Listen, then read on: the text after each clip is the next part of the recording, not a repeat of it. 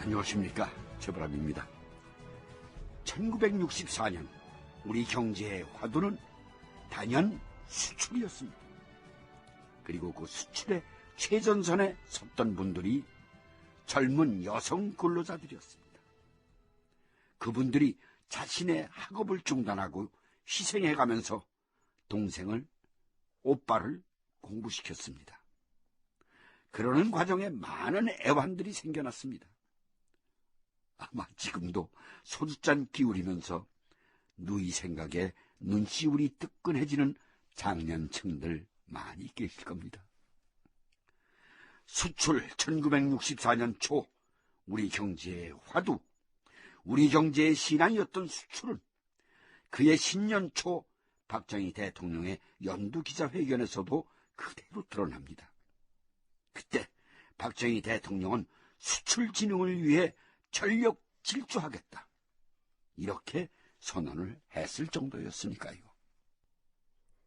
1964년 1월 6일 청와대에서는 정부와 여당의 주요 인사들이 모였다. 안건은 수출, 그리고 한일 협상의 조기 타결 문제였다. 지금 당장 우리에게 경쟁력이 있는 것은 섬유산업인데, 그 경제기획원에서는 이 섬유산업을 어떻게 육성할 것인지 말해보시오. 예, 각하. 내년 말까지 섬유업종을 중심으로 300개 정도의 중소기업을 수출업체로 전환시킬 예정입니다. 300개 정도? 예. 그래서 각 도마다 20만 평에서 30만 평 정도의 단지를 조성해서 수출할 수 있는 업체는 모조리 입주시키도록 그렇게 할당 목표를 정해줄 계획입니다. 김 장관께서 안 그러시더니 어디서 군인 같은 말투를 배우셨습니다. 아, 예. 예, 좋습니다. 계속해 보시오. 예. 또한 그동안 낙후된 생산 설비 시설을 최신식 시설로 바꿀 계획도 있습니다. 봉제 공장의 낡은 시설이 이 생산에 막대한 영향을 미쳐온 건 나도 잘 알고 있습니다. 알고 있는데 그 문제는 재원 마련입니다. 섬유 공장뿐 아니라 다른 산업을 위해서도 어쨌든 올해 안에 그 한일 회담을 조기에 타결해야 한다 하는 겁니다. 그렇게 하고 올봄 한일업 협력자금 및 선박관계자금 교섭이 그 한일 농림부 장관 간에 예정되어 있는데, 그 막후 교섭을 한국일보 그 장기영 사장한테 맡겼습니다. 각하. 김학렬 차관.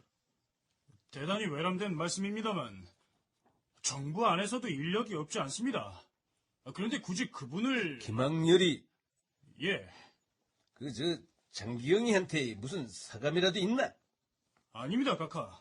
그럴 리가 있습니까? 그런데 왜 그 사람 얘기만 하면 쌍지폐회를 짓고 나서나 나서기를. 지난번에도 그래. 내가 하해 좀 하라고 이 자리를 마련해줬더니 그 자리에서 또 신경전을 벌이더구만. 각하. 예, 최두선 총리. 우리 김학렬 차관이 장기영 사장한테 사감은 없지만 어떤 라이벌 의식 같은 게 있지 않나 모르겠습니다. 이 경제는 본인이 대한민국의 최고라고 자부하는데 각하께서 장 사장한테 자꾸 중요 임무를 내리시니까. 아닙니다, 총리님. 이 김학렬이가 그렇게 속 좁은 인간입니까? 그분하고 얘기해보면 말입니다. 경제에 대한 시각이 대단히 편협하고 위험합니다. 특별히 어떤 부분이 그렇게 위험한가? 특히 외자를 도입하는 부분에 대해서 저하고는 생각이 맞지가 않습니다. 경제기획원 차관하고 생각이 맞지도 않는 인물이 우리나라 경제에 중요한 역할을... 김학렬이! 예. 장기여인은 이 경제기획원 장관이 아니야. 경제기획원 장관은 여기 이 자리에 계시는 김유택 장관인데, 인자는 대체 뭐가 문제인가?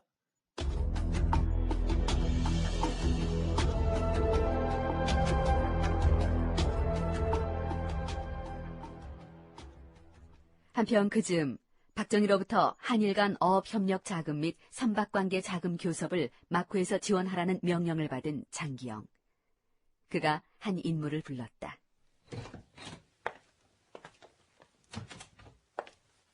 안녕하십니까, 사장님.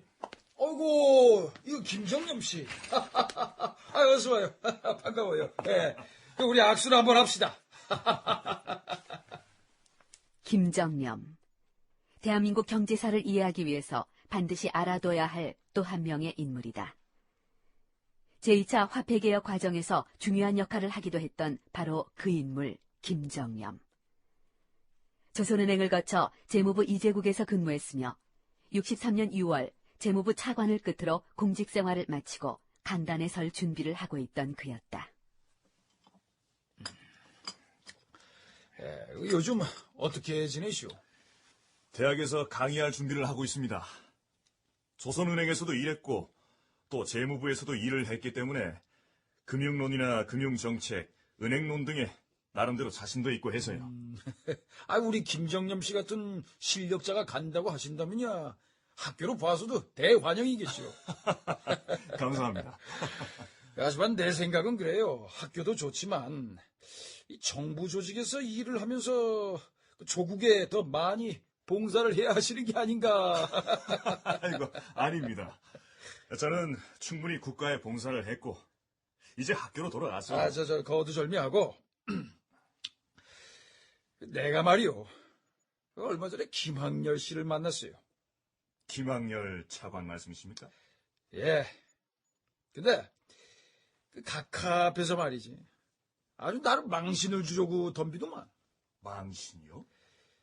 한일 간의 국교 정상화가 한국 경제를 위해서 필요하다, 뭐 그런 얘기를 하는 과정에서 난데없이 김 차관이 그러는 거야. 일본처럼 산업을 일으키기 위해서는 외자 도입이 필요한데 장 사장께서는 시장 자유화를 통해 외자 도입이 가능하다 그러셨다면서요. 글쎄요. 문제될 건 없는 질문 같습니다만. 질문 자체가 문제가 아니라 그 의도가 문제라는 거지. 의도요? 그래요. 그 의도. 그게 분명히 뭔가 꼬투리를 잡으려고 단단히 작정을 한 것 같았어요. 내 심히 불쾌합니다. 장 사장님, 그렇게 생각하실 거 없습니다. 그분은 누구를 만나든 자신의 생각을 거침없이 말하는 분입니다. 그래서 불필요한 오해도 많이 받고요. 참. 그 김학열 차관의 인격이 우리 김정념 씨 반만이라도 따라가면 좀 좋을까? 에? 참. 내가 누구 험구를 하기 위해 만나자고 한 건 아니니까. 오늘의 용건을 단도직입적으로 말하겠소. 예. 내가 그 일본과 관련해서 막중한 임무를 맡았어요. 근데 내가 일본을 잘 안다고 큰 소리를 쳐도 어디 전문가들만큼 하겠소. 공부가 필요한 부분도 분명히 있을 테고.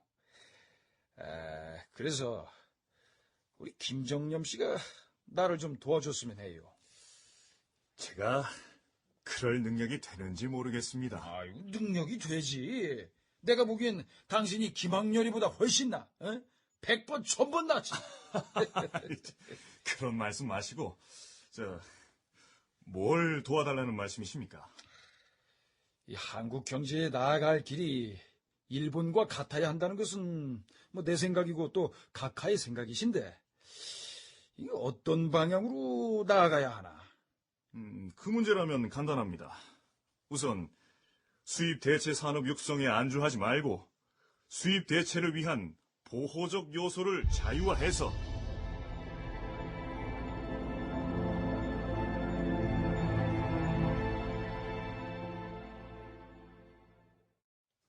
수입 대체 산업 육성에 안주하지 말고 수입 대체를 위한 보호적 요소를 자유화해야 합니다.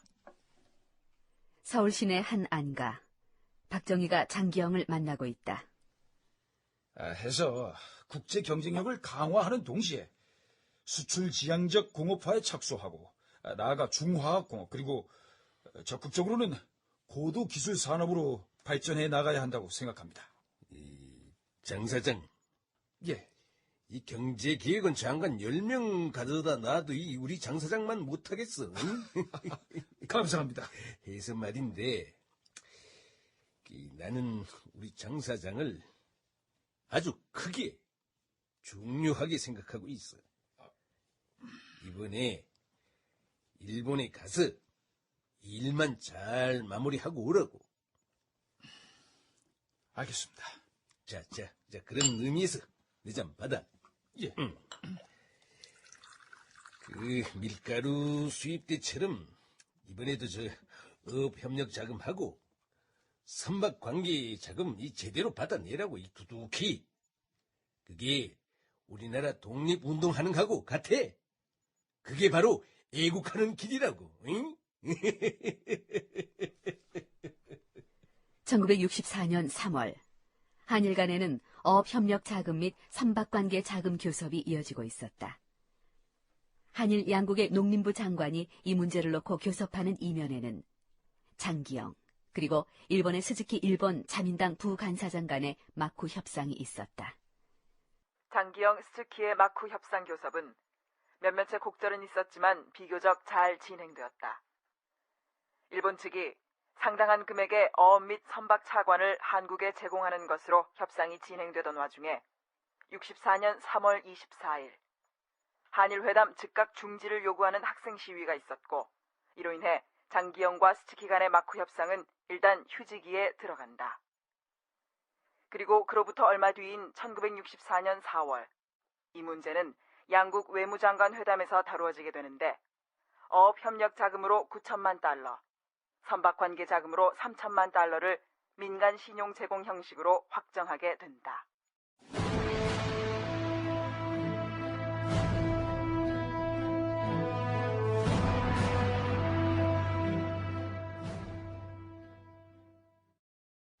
어업 협력 자금 및 선박 관계 자금 문제는 사실 좀 곡절은 있었습니다만 이렇게 마무리 지어집니다. 어쨌든 이 사건으로 장기영 사장에 대한 박정희 대통령의 신임은 더 두터워지지 않았을까 하는 생각도 해봅니다. 왜냐하면 최두선 내각이 사퇴하고 정일권 내각이 들어서면서 박정희 대통령은 경제기획원 장관으로 장기영 씨를 낙점하기 때문입니다. 매사 용이 지도한 박정희 대통령의 성정으로 봤을 때 그는 이미 장기영 씨를 염두에 두고 이리저리 살피고 있었던 것은 아닌지 모르겠습니다.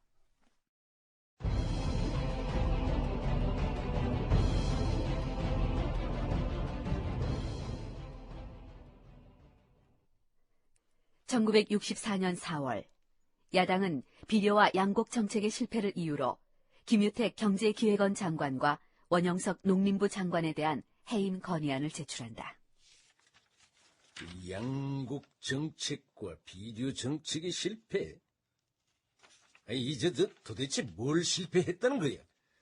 62년, 63년 전국적인 흉년이 들었고 그것 때문에 곡물가가 천정부지로 치솟자 그래서 밀가루 들여왔잖아. 밀가루를 국민들한테 배분하는 과정에서 일부 기업들이 폭리를 취했고 밀가루 값은 천정부지로 올랐다. 뭐 그런 얘기입니다. 그저 비료 정책의 실패는 또 뭐야? 해방 이후 우리나라가 가장 먼저 해결해야 했던 것 가운데 하나가 농민들의 비료 문제였습니다. 농민들이 수확을 늘려야 했기 때문입니다. 그런데 경험 부족과 운영의 미숙함 때문에 정부가 지원을 했음에도 비료 공장은 제대로 가동을 못하고 있고 또 공장에서 비료가 나와도 농민들의 이해 부족으로 농사를 망치는 일들이 빈번하자. 알았어, 그만해. 예. 이후락 실장. 예, 각하. 내가 그 사람들 해임 건의안을 내가 받아들이지 않을 명분이 있나? 없습니다, 각하.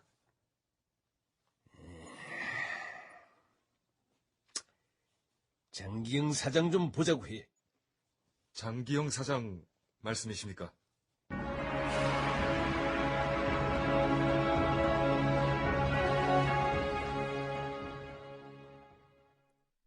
박정희가 장기영을 불렀다.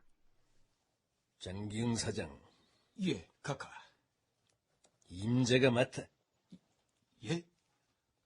뭘 맡으라는 말씀이신지. 경제기획은 임자도 어느 정도 예상은 하고 있던 일 아닌가? 각하. 1964년 5월 8일이었다.